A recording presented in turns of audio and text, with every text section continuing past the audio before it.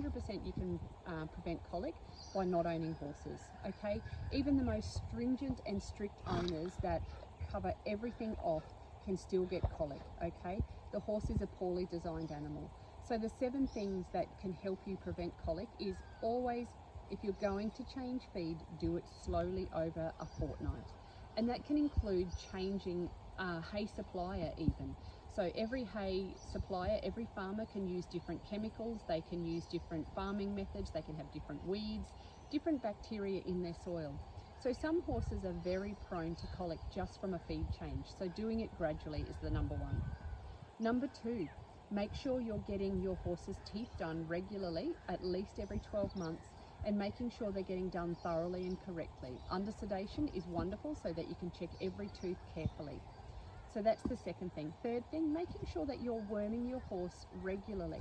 Now, some people overworm, and that can be worse because you're getting resistant worms from overworming them. So making sure you're getting a fecal egg count done on your horse to know whether they need to be wormed and what worms are there so you can target the worming correctly. Fourth tip is, if you're on a sandy environment, don't be feeding your horse on the sand. Have something underneath the feed so that they're not having to ingest the sand. The other thing you can do is be having them on a preventative, so making sure once a month you're giving them a product to help flush out the sand. So if you're on a sandy environment, make sure you're doing that.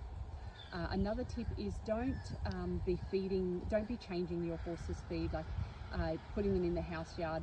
If you're going to do that, if you've got a paddock that you're wanting to rest, make sure you only let them into the fresh green grass or the nice pastured paddock for an hour a day for a few days until they can get used to the pasture that's in there, because that's the most common cause of a gas colic, is putting them into lush green grass and they pig themselves. The other thing you can be doing is making sure that you've got nice fresh water for your horse.